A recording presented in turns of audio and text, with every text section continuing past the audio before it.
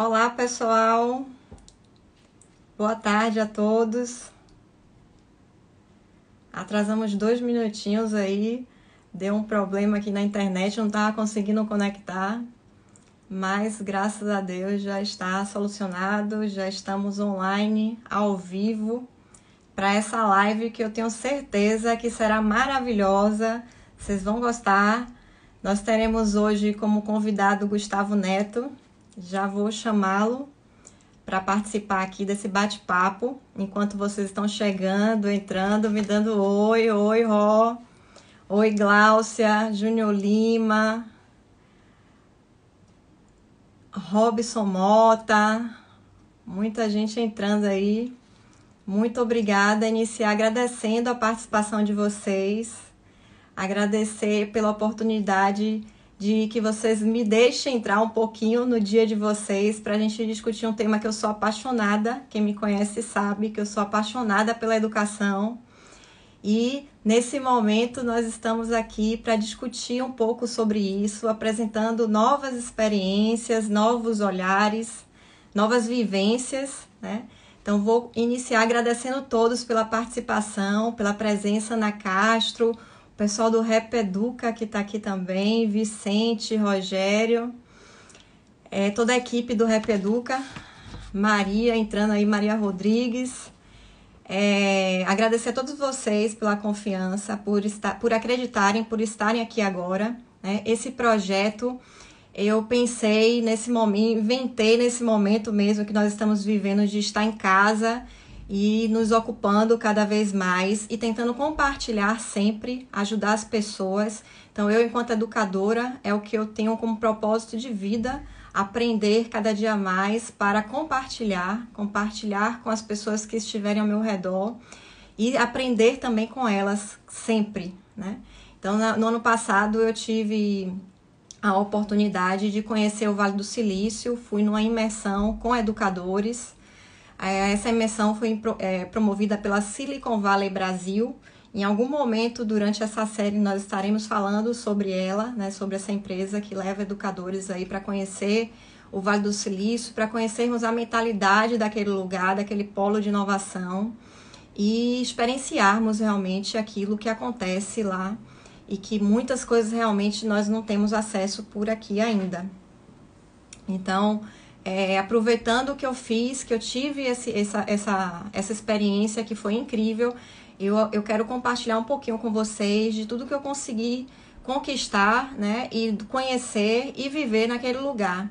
Então, a partir da minha experiência e dos contatos que eu consegui estabelecer lá, mediados aí pela Silicon Valley Brasil. Agradecer também ao apoio do Rap Educa, né, que é um projeto que eu estou também trabalhando.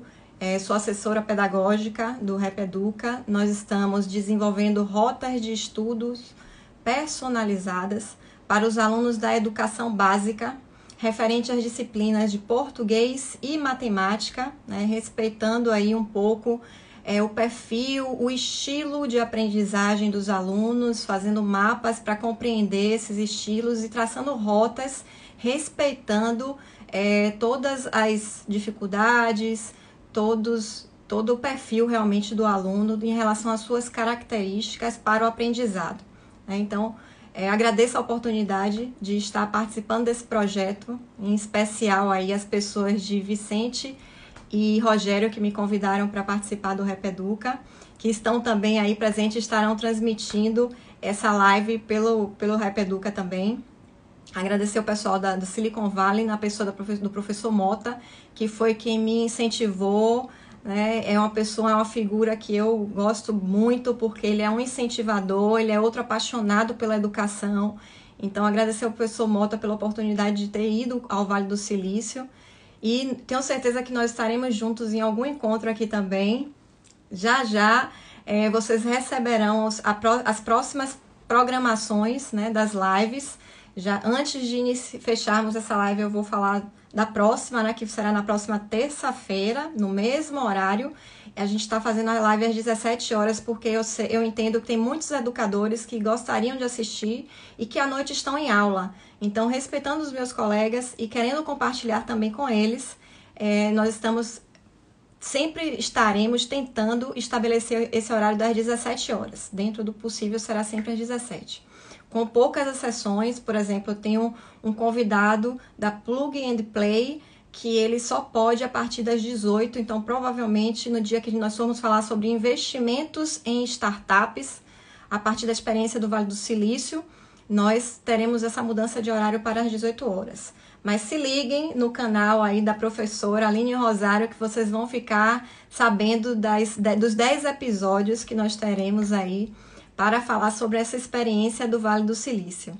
Então, iniciando a live de hoje, eu vou fazer a chamada aqui para o Gustavo Neto, adicionado aqui a nossa discussão. Vou aguardar a entrada. Olá, Gustavo. Tudo bem? Tudo ótimo, graças a Deus. E por aí? Tudo bem, graças a Deus. Seja muito bem-vindo. Primeiramente, eu quero agradecer sua disponibilidade, sua parceria para construirmos esse momento aqui juntos. Foi muito importante. Então, muito obrigada. É uma das coisas assim que me deixou muito encantada em relação ao Vale do Silício, é essa cultura que vocês têm de compartilhar o saber, compartilhar experiências. Foi uma das coisas que me chamou muito a atenção nessa vivência aí com vocês. O resultado disso, esse encontro e outros que virão com vocês aí, que fizeram parte desse momento da minha vida aí no Vale do Silício. Eu conheci o Gustavo num jantar de network, onde ele foi falar sobre liderança, né? Ele trabalha na IBM também, tem outros projetos também. Eu vou pedir para você depois se apresentar um pouco durante a sua fala, Gustavo. E aí nós começamos a falar sobre o homeschooling, porque a educação está na veia dos educadores, e aí começamos a conversar sobre esse assunto. Ele me trouxe um estudo que ele tinha desenvolvido, e depois me passou por e-mail esse estudo, enfim, olha que riqueza, né? Que maravilha quando a gente consegue trabalhar junto, a gente faz parcerias, e dessas parcerias surgem muitos produtos interessantes. Então, muito obrigada. Vou passar a fala para você fazer uma apresentação e depois a gente inicia nosso bate-papo sobre homeschooling. Tá, obrigado. Eu agradeço a oportunidade aí, o convite especial vindo de você e de todos os educadores que eu conheci, tanto no Vale, durante essa trajetória que já começou há algum tempo. E eu acho que a primeira apresentação que eu gostaria de fazer é: eu sou pai de 2 meninos, um de 5 anos, um de 7 anos. Estou aqui no meu ambiente, sala de aula aqui na minha cozinha, que virou uma metade de cozinha, metade de sala de aula. E também queria falar que sou filho de uma professora. Então, eu cresci num ambiente de muita pressão da importância da educação. Acho que minha mãe me passou muito isso. E com isso, eu queria passar principalmente o pessoal que está nos assistindo, entendendo a audiência, o meu muito obrigado aos educadores, da importância que vocês tiveram, né, na minha formação acadêmica foi aqui nos Estados Unidos. Estou aqui há 20 anos, cheguei aqui com 20 anos de idade. Esse mês passado eu completei 20 anos dos Estados Unidos. Então, durante essa trajetória, se não fosse educação, se não fosse conhecimento, esse compartilhamento de ideias e de experiências, eu acho que eu não estaria aqui há 20 anos. Isso, para quem me conhece, faz parte do quem eu sou, de compartilhar ideias. E essas ideias podem ser transformadas em projetos. E desses projetos gerar muitas coisas, muito impacto das melhores formas possível. Então, de novo, agradeço a você, Aline, por promover esse ambiente de conhecimento agora virtual e devido às circunstâncias, né? E que a gente pode falar um pouco sobre isso. Mas a minha apresentação é essa. Pai, estou aqui em casa, trabalhando aqui já há 60 dias preso. Estou a 30 minutos de Nova York, né? Apesar de a gente ter se conhecido no Vale do Silício. Eu moro do outro lado do país, no estado de Connecticut, na primeira cidade no estado de Connecticut, que é ao norte de Nova York, e fica a 30 minutos de Manhattan. A gente está num ambiente agora que mais de 12 mil mortes já foram constatadas na cidade de Nova York, na região de Nova York. Então, assim, eu estou bem, diríamos, no olho do furacão. Mas acho que para hoje a gente deixa essas notícias de lado e focar na gente, no que a gente pode compartilhar, entender um pouco aí o pessoal, a participação do pessoal, o que vocês querem saber que está acontecendo aqui. E através dessas perguntas e ideias de informações a gente possa compartilhar o que está acontecendo, não só aqui, mas ao redor do mundo, em termos de inovação, disrupção na área educacional. E também a gente falar um pouco sobre o contexto individual de cada um, que eu acho que é importante a gente trazer para casa de cada um de nós esse contexto de aprendizado, que eu acho que aqui nos Estados Unidos, quando se trata de homeschooling, eu até queria falar um pouco sobre a desmistificação do que significado que é homeschooling, que eu já comecei a perceber que tem algum tipo de interpretação da palavra em si e que isso significa aqui nos Estados Unidos. E a última coisa em relação ao lado profissional, eu sou um consultor, trabalho na IBM como consultor de tecnologia já há alguns anos, trabalhei na GE por 10 anos na área de tecnologia também.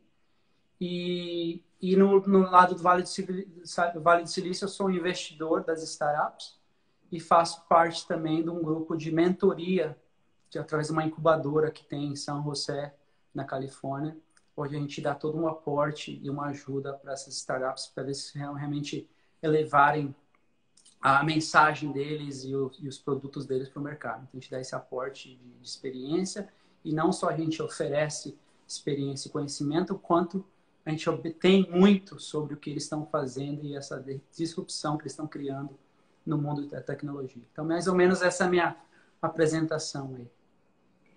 Obrigada, Gustavo. Pessoal, podem ir formulando perguntas aí, aproveitem, olhem que currículo, que excelente, né? A gente tem uma pessoa aberta aí para conversar, trazendo uma outra realidade para a gente conhecer e fazer esse brainstorm. Então, eu vou iniciar falando um pouquinho do nosso contexto aqui, Gustavo. De repente, por conta dessa pandemia, né? Famílias aqui por todo o Brasil estão participando ativamente das atividades escolares dos filhos dentro de casa. Acredito que vocês também estão vivendo isso por aí.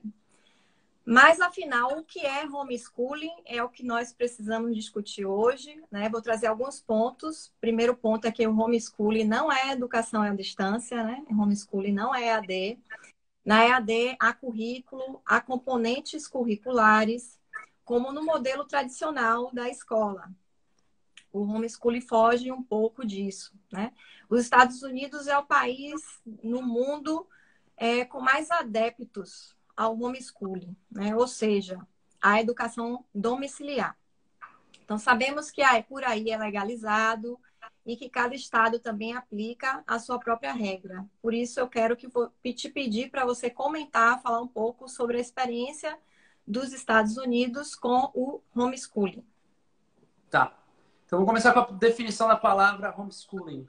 Homeschooling nos Estados Unidos é essa educação domiciliar que você falou. Na Inglaterra, por exemplo, eles chamam de home education. Então, tem só essa diferença em palavra, mas o significado é o mesmo. Tá? E, como você falou, não é uma educação à distância. A homeschooling está associada à opção. Tá? Aqui nos Estados Unidos é visto como uma opção. É uma opção que todos os cidadãos americanos têm para poder educar os filhos dentro da sua própria casa. Tá? O homeschooling, ele pode ser adepto, na verdade, assim, acho que até vale a pena voltar um pouco na história, da onde veio, por que veio o homeschooling.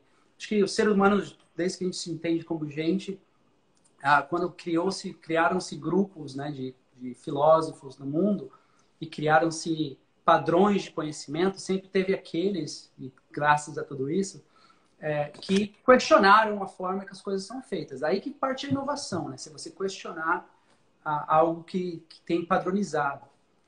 E com isso, criou através Então, isso já vem há mais centenas de anos. Só que com a Revolução Industrial, criou-se nos Estados Unidos um padrão de ensino industrial. Então, era aquela coisa da criança aí, todo mundo uniformizada, com a mesma roupa, seguindo padrões de horário, padrões de layout de sala de aula, de sentar naquela cadeira dura e ter o professor falando ali na frente. Então, isso foi importante naquela época, para poder criar padrões e criar pessoas para servir a era industrial, que era você ir para a fábrica que tem aquele trabalho de industrial. Com o passar dos anos, o mundo evoluiu e o sistema continuou o mesmo. Chegou na década de 60, mais ou menos, por volta da década de 70, muitas pessoas começaram a questionar e falar, e criou-se muitos movimentos, né, entre pensadores, empresas, enfim, todo um movimento de começar a questionar o sistema educacional aqui nos Estados Unidos. E a partir daí ficou essa onda de e agora? Como será a educação do futuro? Até aquele tempo não tinha tecnologia tão avançada quanto tem hoje. Então, mas lá de trás já começou esse questionamento. Então, os Estados Unidos, como você falou, todos os estados nos Estados Unidos, na verdade, a gente não deveria chamar os Estados Unidos, são estados independentes, né? Os Estados Unidos juntos, os estados juntos formam o nosso país aqui. E todos os estados, é legal, por lei, o homeschooling. Então, essa opção de uma família optar por ter os seus filhos sendo educados em casa. A gente vai falar um pouco mais de como isso é feito. E só que, como a nível federal é legal. Agora, a nível estadual, por estado, cada estado define as suas próprias leis de ensino. Então, nada que vem a nível federal é imposto sobre o sistema educacional, vem do estado. Então, o conselho educacional vem a nível estado. E são 11 estados no país que você precisa fazer uma petição para você poder colocar o seu filho adepto ou fazer essa opção de colocar seu filho ou sua filha nesse sistema. Então, de novo, eu diria que o homeschooling é uma opção e é também uma oportunidade de dar independência na educação de uma pessoa, porque o país aqui preserva muito essa ideia de pensamento independente. Então, isso te dá um contexto do que os Estados Unidos é e como que os Estados Unidos enxerga o que é o homeschooling. Ok. No Brasil, Gustavo, o projeto de regulamentação do homeschooling está tramitando no Congresso Nacional. Então, assim, nós não temos o homeschooling regulamentado, né? É o projeto de número 2401/2401 de 2019. Hoje, né, foi publicado que é o projeto mais visitado no site do Congresso Nacional. Na verdade, no site da Câmara, né? Segundo pesquisa divulgada em fevereiro desse ano. Segundo os dados da ANED, que é a Associação Nacional da Educação Domiciliar, estima-se que aqui no Brasil nós temos aproximadamente 7.000 famílias que praticam o homeschooling, mesmo não sendo regulamentado. Então, existem alguns aspectos que nos preocupam e que eu queria trazer para a nossa discussão, né? Inclusive ouvindo como acontece aí. Por exemplo, a falta de controle dos conteúdos, né? Como não existe uma grade curricular, uma proposta pedagógica, como na escola, né, na educação formal existe, como é que a gente consegue controlar se o aluno realmente teve acesso aos conteúdos necessários para a formação educativa.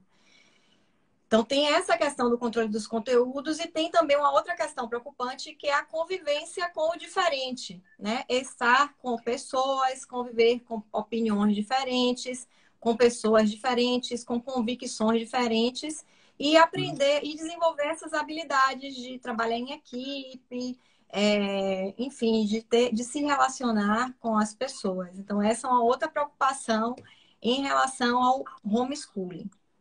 E, por outro lado, também é possível obter, mesmo sabendo dessas dificuldades, a gente entende que é possível ter um aprendizado mais eficaz, mais significativo, respeitando, né, os horários dos alunos, quer dizer, das pessoas, das crianças, né? Respeitando os horários, as limitações, as condições de aprendizagem de cada um. Então, os problemas de aprendizagem de cada um também trabalharíamos de forma personalizada. Então, essa é uma outra preocupação, porque, infelizmente, a nossa educação, o modelo de educação atual, ele não vem trabalhando esses aspectos, né?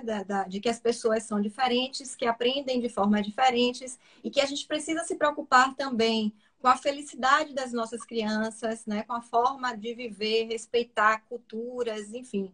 Esse é um desafio que nós temos na escola tradicional e que eu acho que o homeschooling possibilita um avanço nesse sentido, né? Então, nós lá no Vale do Silício conversamos um pouco sobre isso e você me trouxe um estudo que você aborda essas questões, né? De trazer, de respeitar, de trazer alegria, felicidade no processo de aprendizagem das crianças, enfim. Eu queria que você trouxesse um pouco mais, falasse um pouco mais sobre esse seu estudo e também sobre o que você observa aí, né? De como tem sido feito nos Estados Unidos. Tá. Eu acho que assim, o primeiro ponto, quero deixar isso bem claro, eu não sou um especialista em homeschooling, tá? Eu diria que eu sou um estudante avançado. Eu e minha esposa, quando meus filhos tinham, o mais velho tinha uns 3 anos, a gente estava pensando em algumas opções de escola, de acordo com a região que a gente mora, porque aqui o estudo é relativo a onde você mora, onde você reside, ali a nível do distrito em que você reside. Então, você fica meio que restrito com as opções de escola. Nós não estávamos felizes com as opções de escolas que nós tínhamos na nossa casa anterior. A partir dessa premissa, a gente olhou por opções. Uma delas foi homeschooling. Eu comecei todo esse meu estudo que eu compartilhei com você. O que eu aprendi? O homeschooling é a possibilidade, é a opção que te dá de você criar essa dependência educacional, onde, a partir dos pais, você pode criar um currículo escolar para o seu filho. Só que existem alguns padrões básicos que são estabelecidos pelo Estado. Então, cada estado que você mora é diferente. No meu estado de Connecticut, existem alguns padrões importantíssimos e requerimentos básicos que você precisa atingir por idade. Então, aqui, por lei, escola é obrigatório, ponto. Então, se você não colocar seu filho numa escola dos 5 aos 18 anos, você está infringindo a lei. Com isso, a opção que você tem aqui é de ou colocar ele numa escola pública, numa escola privada ou particular, ou fazer o homeschooling. Dentro do homeschooling, se você tiver essa opção, você tem, por exemplo, o site do governo aqui, que você faz um download de todo o currículo, que já é do governo, que é o padrão das escolas. Então, o mesmo currículo que vai para as escolas, vai para sua casa. Você faz um download e você tem que, a sua obrigação a partir daí, passar aí para o seu filho ou para sua filha. Tendo isso em vista, você pode complementar esse currículo, como as escolas fazem, com atividades, com o que você quiser.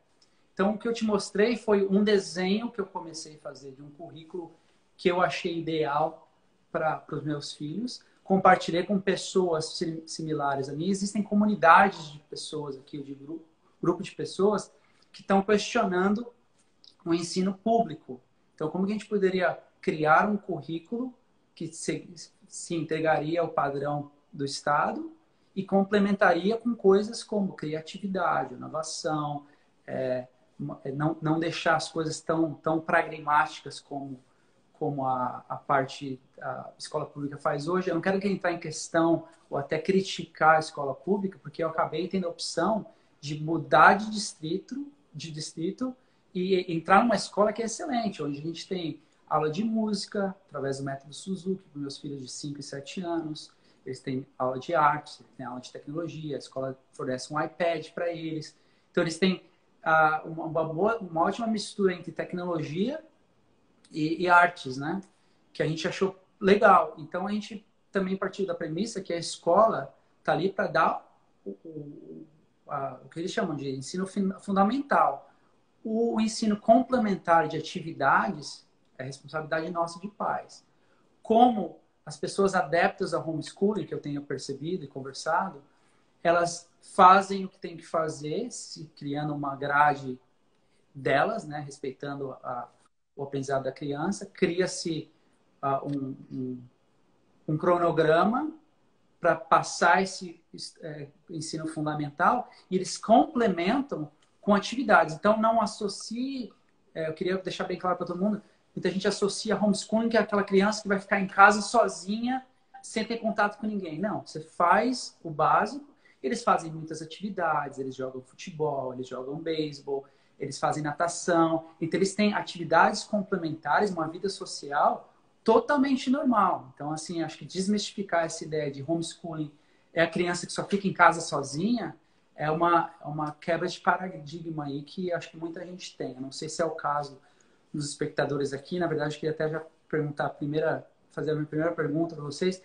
Quando se fala de homeschooling para vocês, vai se criando aí no comentário, escrevendo no comentário, que vem à cabeça, quais são os estereotipos que vocês têm ou alguma pergunta que você tem relacionado ao que significa homeschooling para vocês. Então, eu só queria desmistificar isso, que eu acho que você tocou um pouco nas suas perguntas, sobre alguns ideais que algumas pessoas têm, e não é isso, tá? A homeschooling nada mais é que você assumindo a responsabilidade e a opção de passar o ensino fundamental para os seus filhos da forma que você mais entender. Aí tem o porquê as pessoas optam por homeschooling. Na verdade, são duas categorias que eu vejo. Uma é as pessoas com a dissatisfação da forma que as escolas estão oferecendo essa grade fundamental para as crianças, tanto no distrito, tem gente que olha para o país inteiro e fala, não, eu não concordo com essa grade.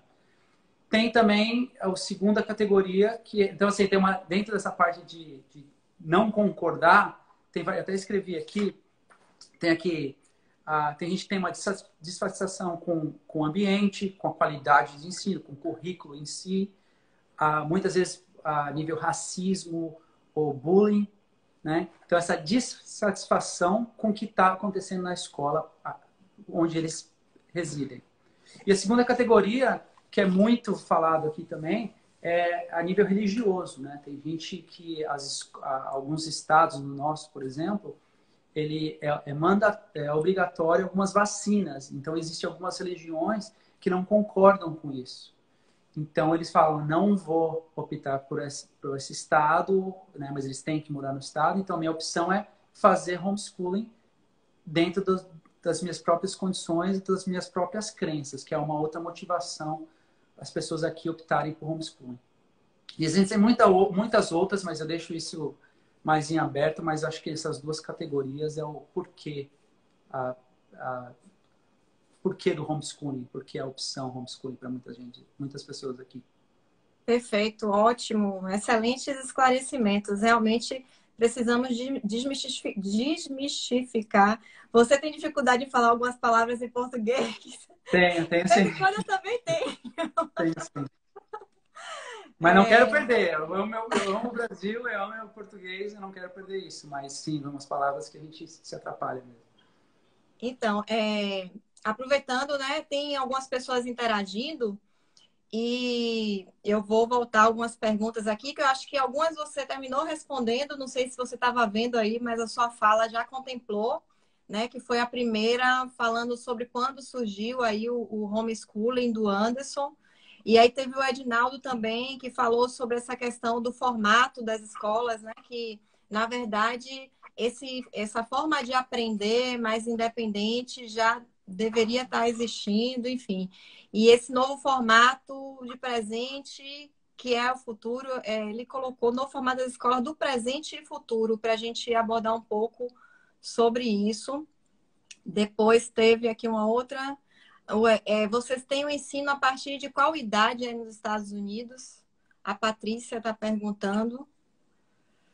E o Robson falou também sobre a questão da qualidade do ensino, né? Às vezes, na verdade, pelo nosso modelo de educação hoje, não ser muito adequado para o perfil dos nossos estudantes do século XXI, né? Dos nossos estudantes de hoje, termina deixando a desejar e, às vezes, por isso, a gente resolve trazer mais para casa, utilizar métodos diferenciados para tentar trazer mais qualidade para a educação dos nossos filhos.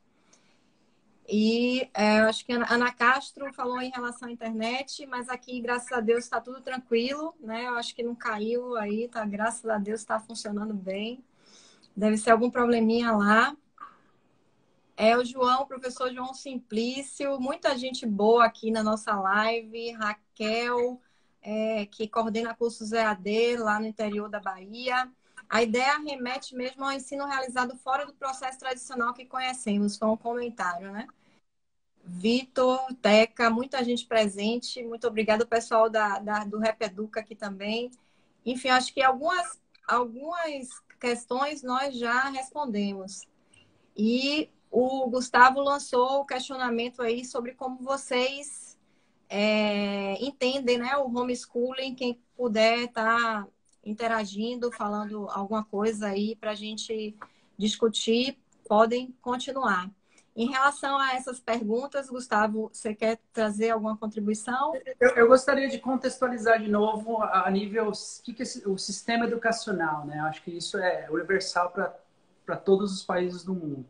Então, o sistema educacional como um sistema, ele foi criado com um propósito inicial: educar um estudante. Então, vamos colocar, acho que tem muita fala no mundo hoje em dia de instituições, de teorias, ideias, não sei o quê, mas muitas vezes se deixa de lado a peça mais importante de tudo isso, que é a criança. É a criança que vai desenvolver, é a criança que vai receber essa educação. Então, vamos colocar ela no centro da conversa, tá? Ao redor dessa criança, né, que vai receber esse estudo, ou esse conhecimento, vamos falar um pouco sobre o atual e o futuro, que alguém fez essa pergunta. No atual existem os pais que têm uma expectativa para com o desenvolvimento do seu filho. Todos nós que somos pais e mães queremos que nossos filhos recebam a melhor educação, que eles sejam melhor em tudo que fazem, ou tentem ser o melhor que possam ser. Então tem essa expectativa do pai e da mãe. E ao lado disso tem as expectativas dos professores, educadores como vocês, que sempre querem os melhores, a maioria das vezes querem o melhor para passar para a criança, mas não conseguem porque fazem parte de uma terceira variável chamada instituição. Desculpa, dificuldade agora na fala. A gente entende. Está falando muito bem. A instituição que é a escola, ou seja, particular ou pública, certo? Que tem também a sua agenda, as suas necessidades, enfim, opera como uma instituição. No caso, eu vou falar nível dos Estados Unidos. Essa instituição depende de fundos, né, em nível público, do governo, através de um conselho. Então, tem um conselho a nível estadual que pede fundos e não tem muita visibilidade onde esses fundos vão. Então, uma escola no norte do estado pode receber, sei lá, $10 mil de investimento para cada estudante anualmente, e uma escola no sul pode receber 17. Então, tem uma dificuldade de entender como esses fundos... Existe até um projeto aqui que uma amiga minha lidera, que é começar a pedir mais visibilidade nesses fundos públicos, né? Que eu acredito que no Brasil também tem uma dificuldade dessa visibilidade. Então, aqui acontece o mesmo problema. Então, como que os fundos são determinados e qual é o valor que você coloca para cada estudante? Então, quem determina que $10 mil é suficiente ou $30 mil seria o suficiente? Para desenvolver o quê? E o que é baseado num currículo que foi desenvolvido há muitos anos atrás, e que é o questionamento hoje, que é o currículo de hoje, não cria um acompanhamento no avanço do mundo, mas nem deixamos a tecnologia de lado. O avanço do mundo. Então, com esse contexto, entendendo como funciona esse ecossistema educacional e tendo a criança no centro de estudo, a gente tem que se perguntar, e isso que eu acho que é interessante, é uma opção individual. Eu não acho que tem uma fórmula mágica, você não vai pegar o homeschooling, o currículo com homeschooling daqui de Connecticut, copiar e colar na Bahia. Não vai funcionar no sul do Brasil. É uma coisa que passa por muitas variáveis a nível estadual, a nível de lei, a nível de várias variáveis, mas eu acho que a gente pode criar um contexto para esse grupo aqui a nível pessoal. Então, quando eu estava lá atrás, né, me debatendo com a minha esposa, será que a gente vai para o homeschooling? Quais são as vantagens? Quais são os desafios? E começar a pensar nesse currículo do futuro, e eu fiz todo esse estudo, até a gente pode até depois compartilhar com o pessoal, de olhar no mundo, né, os países nórdicos estão muito avançados em relação a isso. Tem países também em outras partes da Europa que já fazem há muito tempo, já é parte da é cultural o negócio. Então tem muito a aprender de lá. Aqui nos Estados Unidos, lógico, está bem avançado, porque essa opção já está disponível há muitos anos e que te dá essa independência educacional. Então, o que a gente, de novo, contextualizando para a gente foi, nós queremos colocar essa responsabilidade para nós temos a formação acadêmica para ensinar aos nossos filhos, nós vamos passar por um papel de pais para educadores? E a resposta foi não.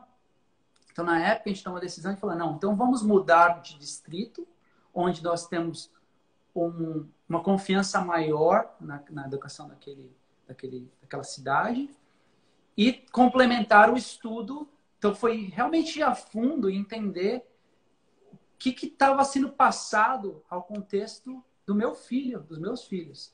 Então, o que eles vão receber? O que vai passar? Como que é o currículo? E muita gente não deixa de fazer isso. Os educadores têm isso em mãos. Eu acho que nesse momento que a gente está vivendo, que foi imposto isso sobre a gente, de agora pai e mãe se encontrar como eu sou pai, mas também tem que ser professor. Minha esposa é mãe, tem que ser professora. Nós não temos a educação, não tivemos a formação que vocês tiveram, né? Fora isso, eu tenho um contexto de professor em si. Por exemplo, a professora de um dos meus filhos, ela tirou isso no terceiro dia, ela já tinha tudo pronto, ela já usa o Google Drive, ela já manda coisa por e-mail, então ela tem um domínio da tecnologia, para ela foi muito fácil. A do meu filho mais novo é uma senhora mais de idade, ela já está há muitos anos no sistema, já na mesma escola, fazendo a mesma coisa, então ela teve um pouco mais de dificuldade. O que aconteceu? Ela também tem filhos, tem um filho dentro da casa dela que precisa de atenção especial. Então, para ela, no contexto dela, está tendo muita dificuldade de criar um ambiente onde ela possa fazer o trabalho dela de uma forma dinâmica. Então, existem várias variáveis aí para a gente sair do momento atual. Tá? Então, eu queria dar esse contexto de sistema educacional, os players aí que fazem parte disso, de não deixar de lado e nunca esquecer que o principal ator ou atriz, né, nessa história são as crianças e o que está acontecendo ao redor. Hoje, vocês têm aí o contexto Bahia, Salvador, onde vocês estão aí, tem o contexto local, que é importante lembrar. Então, não tem como pegar coisas do mundo e impor. Na verdade, é o contrário, né? Você entender quais são as dificuldades, olhar para o mundo e falar quais são as melhores práticas, quais são as coisas que estão funcionando, que poderiam ser adaptadas aqui para criar esse ambiente. A nível futuro, que é a última parte, o que a gente vê muito é essa ênfase na comunicação, que falta muito hoje, principalmente nesse momento que a gente está vivendo. Eu converso com amigas e amigos no Brasil, ao redor do mundo, diariamente. E o que está muito claro para mim, que todo mundo está vendo ali esse papel de pai, de mãe, sendo confundido. E a criança, né, principalmente na cidade dos meus filhos, sei lá, de 5 a 10 anos, essa falta de liberação da energia, de não poder receber muito não. Então, como que a gente pode trazer ideias para ajudar eles nessas limitações? Então, muitos jogos criativos, a criatividade, a comunicação, usando até essas tecnologias para esse nível social, apesar de virtual. E também a parte física, né, que eles precisam. Então, a gente tenta ir lá fora, aqui no quintal, fazer coisas, entendeu? Então, acho que o que eu vejo de melhores práticas, que nessa minha pesquisa eu vi, é essa suplementação de atividades extracurriculares é totalmente relacionada a nível social, a coisa de criatividade, comunicação, inovação. Então, de deixar o vai lá e faz, né? Ou tem uma lição e você vai ser mensurado de como você faz. É de deixar, respeitar o conhecimento da criança, a velocidade do conhecimento da criança. E existem já, lógico, escolas que fazem isso, que tem essa metodologia. Aqui a gente fala muito da Montessori, tem outras escolas também que trazem isso para o currículo, mas eu acho que a nível individual e local, a gente entender o que a gente realmente quer e as nossas crianças necessitam, e a partir daí criar essa grade extracurricular para poder começar a pensar qual seria a escola do futuro para aquela cidade, para aquele estado, para aquele país. Faz sentido? Muito, e inclusive é uma discussão interessante para o homeschooling e para a educação formal, né? Porque, como você falou, uma coisa também interessante é que vocês aí têm a regulamentação e vocês têm diretrizes para os pais que adotam, né, que escolhem pelo homeschooling, que aí é opcional, né? É uma escolha que os pais fazem.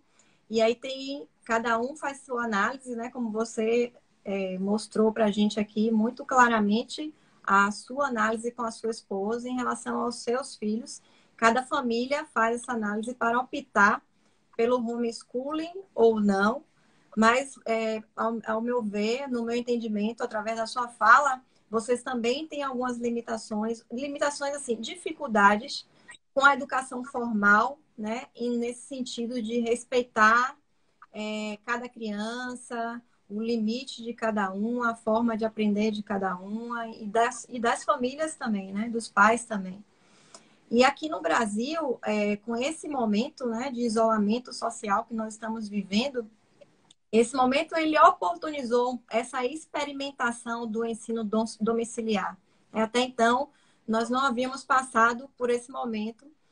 E assim, estamos todos, nós educadores, estamos muito pensativos, fazendo planejamento, nos adaptando também, né? Estudando, aprendendo como fazer essa educação dentro de casa, não na proposta do homeschooling, mas é uma provocação que eu faço a todos os educadores que estão assistindo a live aqui, porque é um projeto que está tramitando, né, e que logo, logo vai ter uma definição e nós precisamos pensar como fazer o homeschooling e discutir sobre isso aqui, né? Não querendo julgar qual é a metodologia ideal, mas pensarmos sobre essa metodologia que logo, logo, certamente será implantada aqui no Brasil. E conhecendo um pouco da experiência aí, faz a gente fomentar, né, essas nossas discussões aí sobre esse tema. Então, nesse momento, a gente vive um pouco isso, estamos sentindo um pouco do que é o ensino domiciliar. Alguns contra, outros a favor, enfim, vários aspectos aí. Agora, não nos cabe também julgar, né, quem está certo e quem está errado. Só que aqui, no caso, a gente vive um homeschooling adotando o modelo da escola tradicional. Então, muitas atividades, enfim. Não é ainda a proposta real de um homeschooling, né? É um homeschooling no modelo da educação formal, tradicional, que não é exatamente a proposta que vocês têm aí, apesar de terem parâmetros, né, que o próprio governo já deixa aí para vocês, são parâmetros para que os pais possam adotar ou não, né? Então, esses questionamentos que estão surgindo, tem alguns aspectos da metodologia que está sendo utilizada e a capacitação também desses professores e desses gestores que hoje estão implantando um modelo que não foi planejado, mas que foi necessário para resolver a questão das crianças em casa no momento de pandemia. E, então, assim, nós voltamos à questão do que está acontecendo na realidade em relação aos aspectos, aos recursos tecnológicos e a falta de acesso que nós temos à internet aqui, né? Nem, nem todos os lugares nós conseguimos esse acesso. A escola pública aqui no Brasil está parada, né? Aí vocês continuam funcionando porque vocês já tinham uma certa estrutura e eu queria que você comentasse rapidamente sobre isso, porque nós já são 17h48 e 18 horas a live vai parar, né, de ser transmitida. Tá. Então, nós temos 12 minutinhos aí para encerrar e para fazermos aí os agradecimentos. Então, assim, eu queria que você falasse um pouquinho sobre esse dilema que nós vivemos aqui em relação às metodologias. Então, quais são as ferramentas de homeschooling? Você pode falar alguma coisa? Você já falou um pouquinho em relação às relações, que a criança não fica presa dentro de casa, isso está claro para a gente. Isso o extracurricular é super importante. Você falou de uma grade tipo uma grade curricular que o governo utiliza como parâmetro, disponibiliza como parâmetro para os pais. Mas Uhum. tem mais alguma coisa, assim, alguma ferramenta? Eu trabalhando agora com o Repeduca, a gente desenvolve uma solução que, ao meu entendimento, resolve um pouco também da questão de conteúdo para o homeschooling, né? Porque são rotas de estudo personalizadas que poderá orientar os pais. Mas então, assim, é uma solução de uma startup aqui. Vocês têm algumas outras soluções aí? Você conhece alguma solução que foi pensada justamente para essas crianças que vivem o homeschooling? E uma outra pergunta que tem aqui, que foi a Ana Castro, tem alguma estatística da adoção do homeschooling nos Estados Unidos em relação à educação formal? Eu Tá? tenho uns números que eu levantei aqui em relação a isso. Hoje em dia, são 56,6 milhões de estudantes entre 5 a 18 anos, que é do ensino fundamental até o colegial, né? Então, 56,6 milhões. Desse número, 50,8 milhões de escola pública e 5,8 milhões de escola particular, tá? Esses são dados do National Center for Education Statistics, que eu vi pelos dados, eles falam que eles têm o número de estudantes a nível escola, e quando se fala de homeschooling, eles não têm a nível de estudante, mas eles fazem por escola que tem estudante. Então, os números são meio abrangentes, assim. Mas, enfim, eles resumiram que em 2020, 2,5 milhões de estudantes é estimado em estarem fazendo homeschooling. Esse número cresce de 2 a 8% ao ano, a nível federal. Mas, como eu falei, eu olhei gráficos a nível estadual. No meu estado, cresceu nos últimos anos e deu uma caída. Porque muita gente até não mudou fora do estado. Tem estados, principalmente no centro do país, onde já é muito comum há muitos anos. Então, está sempre em crescimento. Você pode olhar na visão macro, né, global, do nível federal, que tem um crescimento grande, e dependendo do estado, tem diferentes números, aí tem mais no declínio. Tem também um debate muito grande entre escola privada, onde eles criam escolas específicas e faz o seu próprio currículo como comunidades, né? Então aqui, por exemplo, eles fazem essas comunidades de pais que se reúnem e criam um currículo, né? Através do conceito homeschooling, e também pessoas que fazem virtual. Então esse debate aqui é muito grande, né? Qual que é o balanço certo sobre isso? Que eu acho que fala um pouco da sua pergunta sobre ferramentas. Eu tive assim, a sorte na minha vida de ficar 20 anos no Brasil, então minha formação fundamental foi no Brasil, em escola pública em São Paulo. Estudei o ensino elementar aí no Brasil até a oitava série no ensino público. Eu fui para uma escola técnica de processamento de dados particular. Fiz um ano de faculdade no Brasil, onde minha formação acadêmica aconteceu. Então, eu vi um pouco dos dois lados, tá? E E o que eu vejo em relação a ferramentas, quando eu paro para pensar em ferramentas, para responder a sua pergunta, Aline, amarelinha, brincar de amarelinha é uma ferramenta. Eu acho que quando a gente falou da era industrial, onde começou a homeschooling, nós não tínhamos a tecnologia. Então, acho que também não tem que associar ferramentas a ensinos à distância, em tecnologia. Essas são ferramentas que estão surgindo diariamente. Tá? Eu vivo disso. Meu trabalho é trabalhar no mundo de tecnologia, né? Então, eu trabalho muito na parte de inteligência artificial, na IBM, com plataformas de tecnologia. E essas plataformas de inteligência artificial já estão sendo usadas na parte de ensino, inclusive no Brasil. No Brasil existem plataformas assim. Agora a pergunta é, as escolas estão adaptadas a isso? Né? Muitas vezes a resposta é não. A infraestrutura, como você falou, local, dá acesso a isso? Não. Se essas são limitações além do nosso controle, né, a nível de distrito ou que seja, até individual, de muita gente não ter acesso à internet, qual é a alternativa? Então, a gente tem que buscar lá atrás na história o que desenvolveu pessoas, né? Então, assim, as ferramentas são inúmeras, né? Mas eu acho que é sempre voltando no que desenvolve a criança. E agora, se ferramentas para acesso a maiores informações através da internet. Então, a gente pode ter uma live só falando de ferramentas, entendeu? Então, aqui, por exemplo, existem no iPad do meu filho, tem 5 aplicativos diferentes. Um para fazer aula de matemática, um para fazer aula de leitura. Eles usam o YouTube para... Vem cá, filho, fala oi. Quer falar oi? Esse aqui é o Nicolas, acabou de chegar. Fala oi. Olá! Tudo bem? Então, a gente ainda tem, assim, tem mais ferramenta do que a gente gostaria de ter no momento. Tem uma ferramenta para tudo.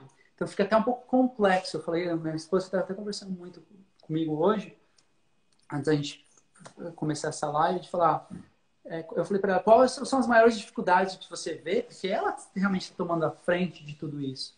Ela falou, agora que já se passaram, sei lá, 6 ou 8 semanas, graças a Deus a escola do meu filho, em 3 dias eles conseguiram já dar um iPad e dar um currículo, mas tem escolas aqui perto que ainda estão se batendo, entendeu? E uma das maiores dificuldades é essa, a quantidade inúmera de ferramentas, e as pessoas muitas vezes não têm esse conhecimento tecnológico para entender, e não está numa forma fácil de se digerir. Então, só toma cuidado assim de conhecer ferramentas é bom, mas as ferramentas elas têm que ser usadas por um propósito principal, que é o desenvolvimento da criança. E vocês, educadores, sabem mais do que ninguém do que elas precisam. Acho que essa conversa de ferramentas, entender quais ferramentas estão disponíveis, é uma conversa super válida para vocês usarem o martelo na hora que tem que usar o martelo, a broca para a hora que tem que usar a broca. Então, essa caixa de ferramentas hoje em dia aumenta cada dia através da tecnologia. Então, tem algumas perguntas aqui, algumas nós já respondemos, né? Sobre a experiência do ensino com famílias, compartilhado entre famílias nos Estados Unidos. Você já falou um pouco sobre isso. Muito comum aqui. Professor Martinho Neri, meu amigo, um abraço. Ele fala assim, alguma interação via web com alguma instituição de ensino em relação ao homeschooling? Tem muitas. Tem ONGs, tem grupos, tem instituições. Posso te dar uma lista de mais de 100 instituições. Eu selecionei algumas, inclusive naquele estudo que eu compartilhei com você, eu pontuei, acho que são 5 ou 6 que eu achei muito interessante da metodologia, da forma de pensar, que era muito parecido com a nossa aqui, da minha esposa, e aí a gente começou a criar essa afinidade. Por isso que eu falei, é muito personalizado, é muito pessoal, mas se você procurar, você encontra pessoas que têm esse pensamento parecido com o seu, de novo. O que pode ser bom para mim, pode não ser para outra pessoa. Então, encontrar tribos, a gente chama. Então, aí tem o Anderson comentando, o homeschooling é mais uma alternativa ao sistema educacional tradicional, que está parado no tempo. Ele enxerga como mais uma alternativa, né? Já que a gente não evolui no sistema tradicional de educação. A questão do fortalece o convívio com os pais, né? Com a família. uma oportunidade. O Danilo fez um comentário aqui muito interessante. Ao avaliarmos alunos do nosso curso, percebemos que os alunos que estudam através do homeschooling possuem capacidades acima da média. Alguns pais seguem com liminares aguardando regulamentação, exatamente, do homeschooling, foi o que a gente colocou. A Raquel diz... Tem uma subdivisão do homeschooling que são para crianças com habilidades especiais ou avançadas que associaram. Então, muitas vezes, crianças que são superdotadas não encontram uma escola que entenda a forma delas pensar. E, por isso, muitos dos pais optam por homeschooling.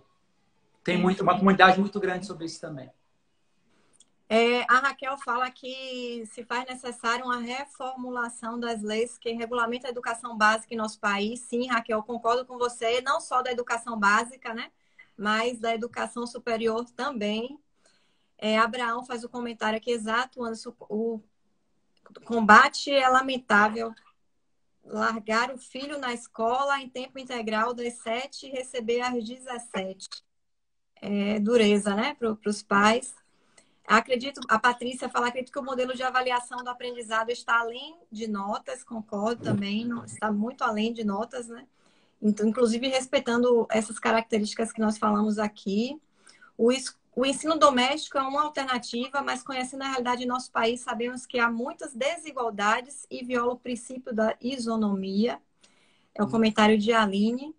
O Diana Castro, nós já respondemos em relação à estatística. Robson fala, nesse modelo, os filhos dependerão da qualidade de ensino e assimilação dos pais no passado?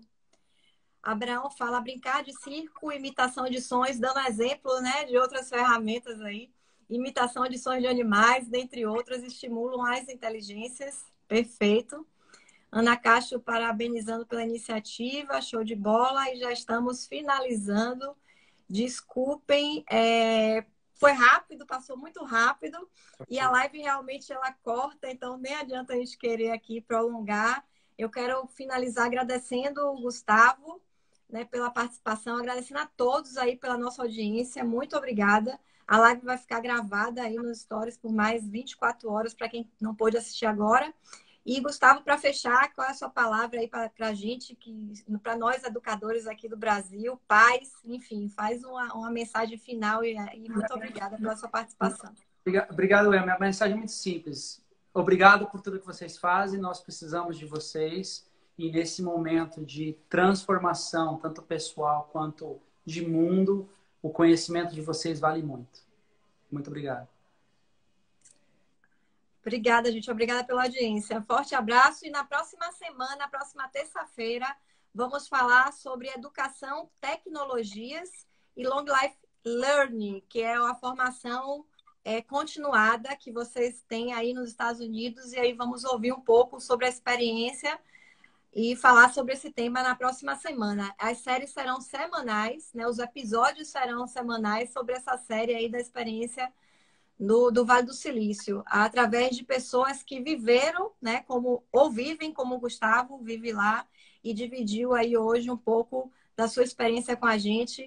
Gustavo, quer deixar o contato para quem quiser? Eu fico à disposição aí, tem o meu Instagram aí, gustavo.neto.digital. Qualquer pergunta, por favor, fico à disposição. Obrigada. Eu também fico à disposição. Se vocês fizeram uma colocação e a gente não respondeu por aqui, é só mandar pelo direct, que aí eu consulto o Gustavo, ou se eu puder responder, eu já respondo e a gente dá esse retorno para vocês, porque não podemos deixar, né, de interagir e de fazer esse bate-papo de forma muito agradável para todos nós, respondendo aos questionamentos que nós nos propusemos aqui em esclarecer. Muito obrigada a todos e até a próxima live. Tchau, tchau. Obrigado. Um abraço a todos. Um abraço.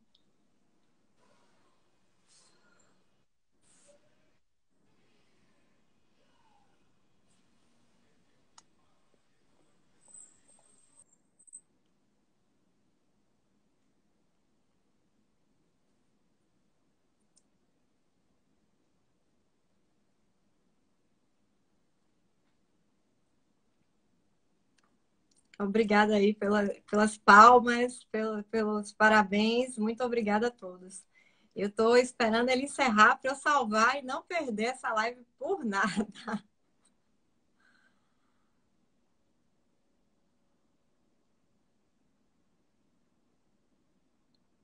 Beijo, Raquel. Beijo, Abraão. Beijo, Robson. Rosângela.